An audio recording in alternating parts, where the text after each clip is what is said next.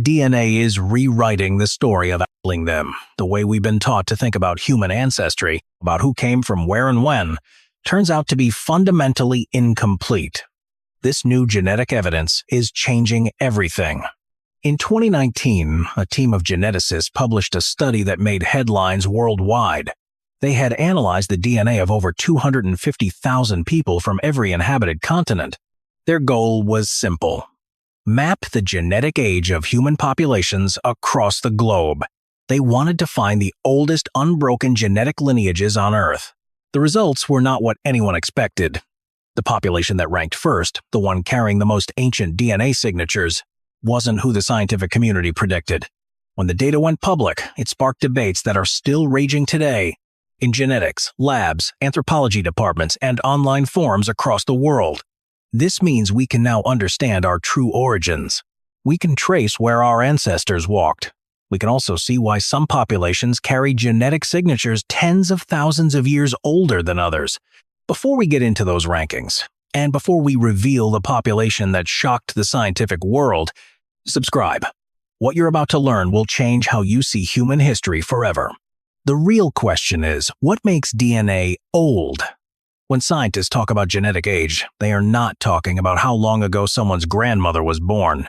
They mean something far more fundamental. They are measuring genetic diversity. Think of it like a book.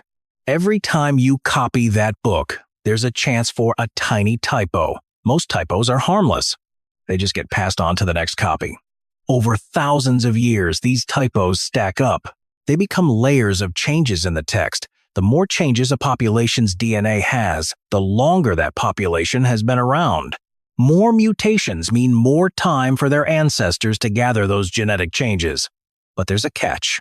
When a group of people moves away from their original home, they take only a small part of the total genetic diversity with them. This new group, the founding population, has less variety in its DNA than the group they left behind. This is why geneticists can track human migration. They look at how much genetic diversity exists. Populations that stayed in one place for the longest time have the most diversity. The groups that moved farthest from humanity's starting point have the least. It's like a trail of genetic breadcrumbs. This trail leads all the way back to the beginning of our species. And that beginning, based on every piece of genetic evidence we have, is Africa. For most of human history, we simply guessed at human ancestry. We used bones, tools, and cave paintings to piece together where people came from and when.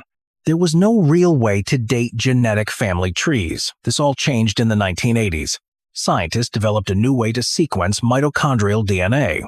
This is genetic material passed down only through mothers. It gave us the first reliable clock for measuring human ancestry. Then, in the 2000s, the tools got even better. We could sequence entire genomes. Researchers compared millions of genetic markers between different groups of people. They built massive databases. These databases track not just where people live today, but where their ancestors lived 10,000, 20,000, even 50,000 years ago. When scientists started looking at all this data, powerful patterns showed up. These patterns told a story nobody expected. The study that made headlines in 2019 used something called whole genome sequencing. The researchers didn't just look at a few genes, they looked at everything. That meant 3 billion base pairs of DNA from hundreds of thousands of people. They calculated nucleotide diversity. This is a measure of how many genetic differences exist within a population. A higher nucleotide diversity means an older population. The analysis of this huge amount of data revealed historical patterns that surprised everyone. We begin with populations that show lower genetic diversity. These are groups that moved away from humanity's original homeland relatively recently. They left Africa tens of thousands of years ago, carrying only a small part of the total genetic variety with them. East Asians rank among these groups. Populations in China, Japan, Korea, and Southeast Asia all show clear signs of a more recent founding event. The data suggests their ancestors left Africa between 50,000 and 60,000 years ago. They traveled through the Middle East, across South Asia, and settled in East Asia about 40,000 years ago. Now, lower genetic diversity does not mean less advanced. It just means a smaller founding population. It also means less time to collect new mutations. In fact, East Asian populations have some of the most fascinating genetic adaptations on Earth. They develop mutations that help process certain nutrients. Genes affect everything from hair texture to earwax consistency. These are clear signs of populations adapting to new environments after their long migration. European populations show similar diversity. Sometimes it's even slightly lower, depending on the specific region. The ancestors of modern Europeans also left Africa around 50,000 to 60,000 years ago. But they took a different path.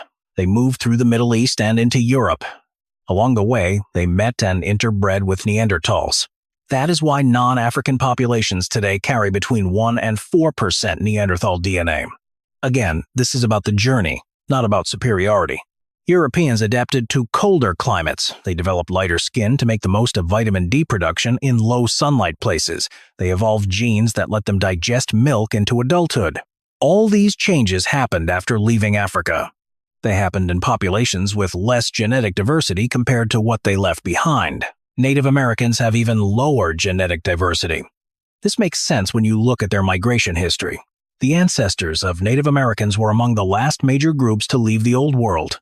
They crossed the Bering Land Bridge from Siberia into the Americas.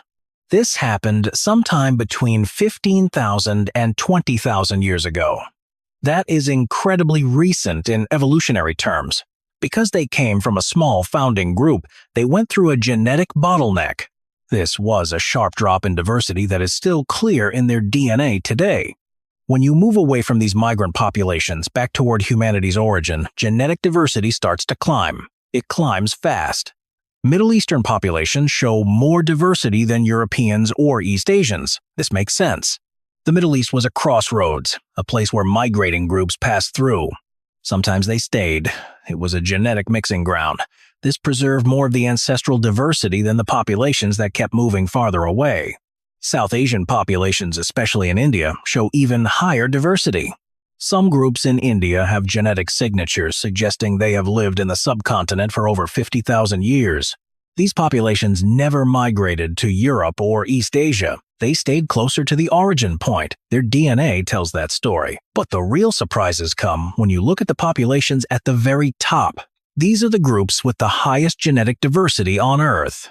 Every single one of them is in Africa. These populations never left. They never experienced the bottlenecks that come with migration. They just kept accumulating mutations generation after generation for longer than almost anywhere else. East African populations, particularly in Ethiopia and Kenya, show even higher diversity. This is the region where some of the oldest human fossils have been found. It's the place where Homo sapiens first emerged as a distinct species. Groups like the Hadza in Tanzania have genetic signatures that stretch back over 100,000 years of continuous habitation. But none of those groups held the top spot. There is one population with more genetic diversity than any other on Earth. They're so ancient that their DNA carries markers from human lines that split off before most other groups even existed. These are the San people of southern Africa, also known as the Khoisan. When geneticists studied their DNA, they found something remarkable. The San have the highest nucleotide diversity of any human population. Their genetic signatures show that their ancestors have lived in southern Africa for over 100,000 years, maybe even longer. They carry genetic lines that separated from other human groups before most of the migrations out of Africa even started. Here is what that means. If you trace humanity's genetic family tree backwards, the San people sit on the deepest, oldest branches. They are not just old, they are the genetic baseline. This is the population that stayed in place while everyone else left. This discovery surprised everyone. For years, the common idea of human evolution focused on Europe and Asia. Museums featured Neanderthal displays. Textbooks talked about Cro-Magnon man in Europe. This story centered on populations that, genetically speaking, are quite young. Meanwhile, the groups with the deepest ancestry, carrying the most ancient human DNA, were in southern Africa the whole time. The science gets even more compelling. The San people are not just genetically diverse because they are old. They are diverse because they represent many ancient lines that never mixed with the groups that left Africa. When geneticists looked at their mitochondrial DNA and Y chromosome data, they found haplogroups that exist nowhere else. These genetic signatures are unique to southern Africa. This is proof that while the rest of humanity was migrating, mixing, and experiencing bottlenecks, the San kept lineages that go back to the very start of our species. One study found the genetic split between the San and other African populations happened around 100,000 to 150,000 years ago. This was before modern humans even started leaving Africa. It means that while your ancestors and mine were part of the groups that spread across the globe, the San's ancestors stayed put. They preserved genetic diversity that the rest of humanity lost. There is more to this story. Some researchers believe the San may carry genetic traces of even older human lines, groups that existed before Homo sapiens fully emerged as a species. Their DNA shows evidence of ancient mixing with archaic human populations we do not even have fossils for. These populations might have lived in Africa hundreds of thousands of years ago and then died out, leaving only faint traces in San DNA. Think about that for a second. We talk about Europeans mixing with Neanderthals 50,000 years ago like it is ancient history. But the San may carry genetic echoes of relatives twice as old, maybe 3 times as old. Their DNA is a living archive of human evolution that exists nowhere else on Earth. If you are finding this story as fascinating as I am, subscribe.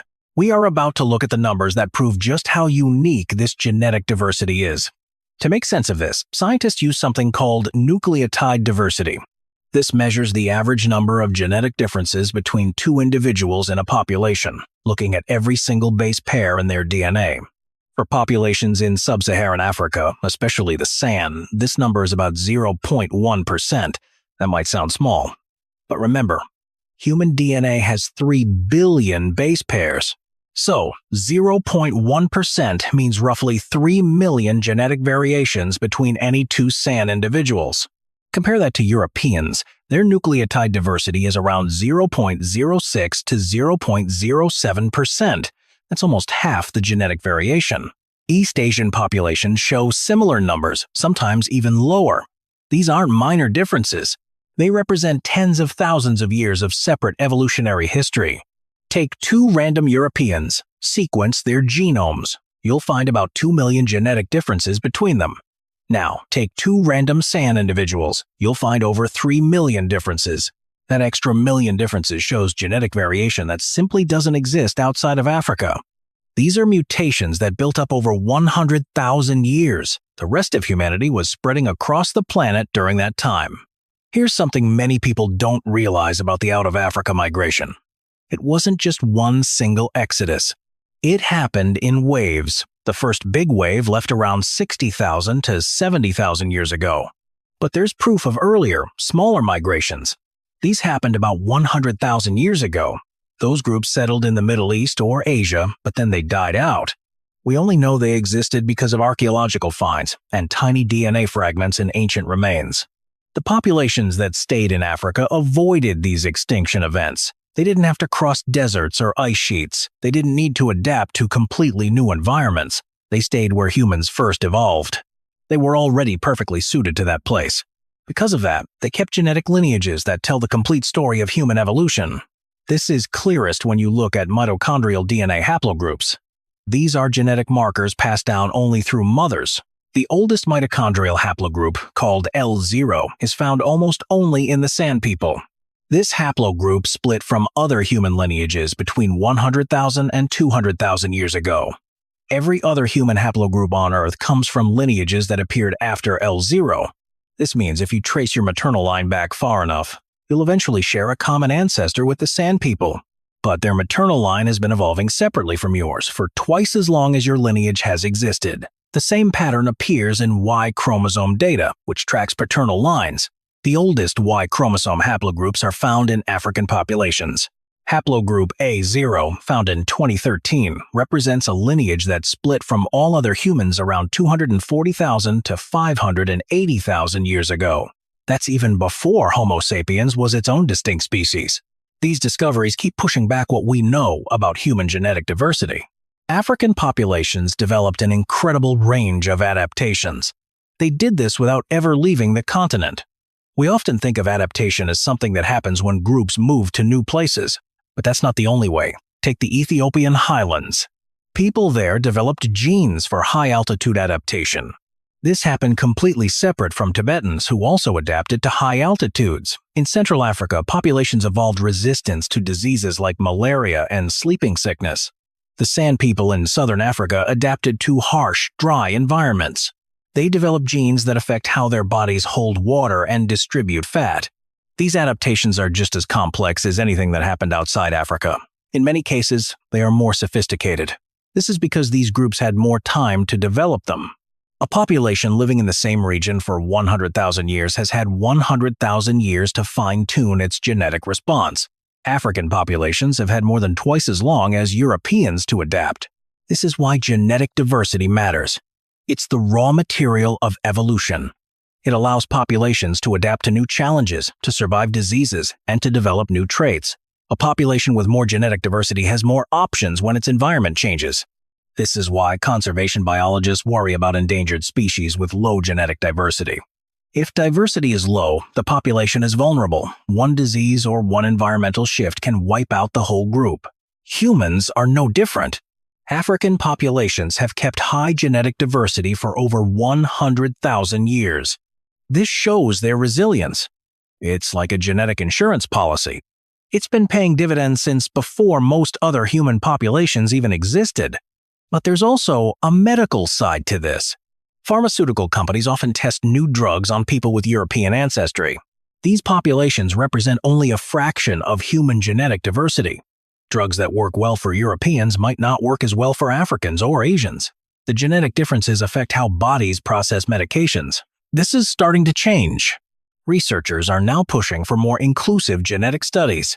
They want to sample DNA from African, Asian, and indigenous populations. If we want treatments that work for everyone, we need to understand the full range of human genetic diversity. The only way to do that is to study populations that have the most diversity, the ones that have been around the longest. The San people, in particular, have become a focus for genetic research. Their DNA isn't just historically interesting, it's medically valuable. The genetic variants they carry might hold clues to diseases, to aging, and to traits we don't see in other populations. Studying their genomes could unlock treatments that benefit everyone. Genetic research doesn't happen in a vacuum. It lives in a world with a long history of racism, colonialism, and exploitation. The very populations carrying the oldest, most valuable DNA are often the ones harmed most by these systems. This means we must be careful. When talking about ranking groups by DNA age, we need extreme care in how we use and interpret that information. The research itself is neutral. Data doesn't care about politics or history. But the way people use that data absolutely does. Scientists now stress that genetic diversity is not a hierarchy. It's a map, a tool for understanding human history and biology, nothing more. So, what do we do with this knowledge? Some populations have older DNA. The San people carry genetic signatures that stretch back further than almost any other group on Earth. First, we remember this is a story about migration, not superiority. Populations that left Africa lost genetic diversity. This happened because of bottlenecks, not because they were less capable. They adapted to new environments. They developed new traits. They thrived in places their ancestors never imagined. Meanwhile, populations that stayed in Africa kept the genetic legacy of our species. Both are part of the same human story. Second, we use this knowledge to make better science. We develop better medicines. We understand human evolution more completely. We appreciate the incredible diversity of our species. We recognize our shared ancestry stretching back hundreds of thousands of years. The story of our species is constantly being rewritten. It now includes the San people as the true genetic baseline. They are a living archive of human evolution. Their DNA preserves the genetic legacy that connects all humanity to its deepest roots in Africa. DNA tells us where we came from, but it doesn't define who we are. The San are modern people. They face modern challenges, just like any other population. They are not living fossils. Genetic age really means migration history. It means time and geography. It means the accidents of history that led some groups to stay put while others spread across the world. It is not a ranking of worth or intelligence or capability. It's a map of the human journey. We are all somewhere on that map. Threads of DNA connect us back to the very beginning. The San remind us that humanity's deepest roots are still alive. They still walk the ancient lands where our species first emerged. They still carry the genetic legacy that the rest of us left behind when our ancestors decided to see what lay beyond the horizon. This isn't a competition. It's a long, winding path of humanity. It's shared by all of us. Subscribe for more deep dives into the science of human history.